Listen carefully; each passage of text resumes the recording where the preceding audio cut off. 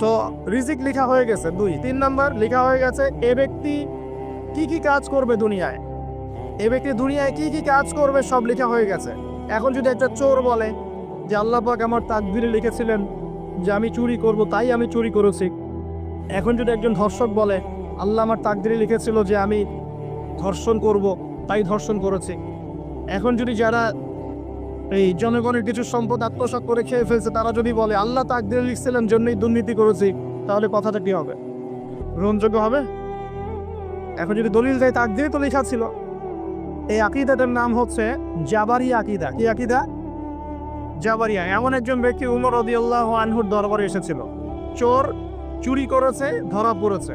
উমর রাদিয়াল্লাহু আনহু বলেছেন হাত কেটে ফেলো, তখন সে বলছে যে আমার হাত তো কাটা যাবে না, কেন? আল্লাহ পাক তাকদীরে লিখেছেন আমি চুরি করব তাই চুরি করেছি। উমর রাদিয়াল্লাহু আনহুর সামনে এই কথাটা বলেছে। আর উমর রাদিয়াল্লাহু আনহু কি বিচক্ষণ মানুষ ছিলেন না বোকাশোকা ছিলেন? বলেন, তার মতো শাসক পাওয়া যাবে? তার মতো আরো একজন শাসক আসবে ইনশাআল্লাহ পৃথিবীতে। তার নাম কি? নবী ঈসা আলাইহিস সালাম ইনশাআল্লাহ তাআলা। এবং তার আগে আরো একজন ইমাম আসবেন, তার নাম কি? তার নাম হচ্ছে মুহাম্মদ। কি নাম? তার নাম মুহাম্মদ, তার উপাধি হচ্ছে মাহদি। কখন আসবেন? যখন পৃথিবীতে যুদ্ধ বিগ্রহ ছড়িয়ে পড়বে, ব্যাপক আকারে মালহামা চলবে, তখন আসবেন। কাদের পক্ষে আসবেন? মুসলিমদের পক্ষে। কি উদ্দেশ্যে আসবেন? সারা বিশ্বে জুলুম তুলে ফেলার জন্য। এবং আরেকটা কি উদ্দেশ্য? ওই জেরুজালেম উদ্ধার করার জন্য। কোন জেরুজালেম? যেটা এখন ইহুদিরা দখল করে আছে। চারপাশে আরবরা, মাঝখানে ও কেমন করে দখল করে আছে? আরবদেরকে হাতের মুঠোয় নিয়ে নিয়েছে। এই কারণে মুনাফিকদের উপর টিকে আছে সে, এবং তার পশ্চিমা মিত্রদের উপর টিকে আছে। ঈসা আলাইহিস সালাম কেন আসবেন? এই জায়গাটা পুনরুদ্ধার করার জন্য। ঈসা আলাইহিস সালাম কি পরাজিত হবেন না বিজয়ী হবেন? কত বছর বিশ্বে শাসন করবেন? 40 বছর। এগুলো হবে বিশ্বে, এগুলো হওয়া এখনো বাকি আছে। আরো কি হবে?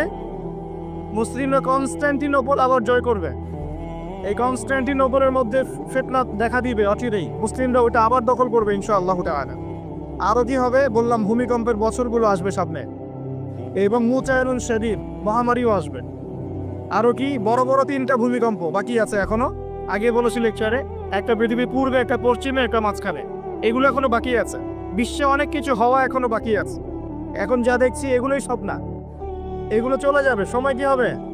চলে যাবে। আরো নতুন সময় আসবে ইনশাআল্লাহ তাআলা। আমাদের দায়িত্ব কি? আমাদের দায়িত্ব পরিস্থিতি বুঝে দিন ধরে রাখা, আমল করা, এবং মানুষকে দিনের দিকে আহ্বান করা। আমরা যদি দায়িত্ব পালন না করি তাহলে কি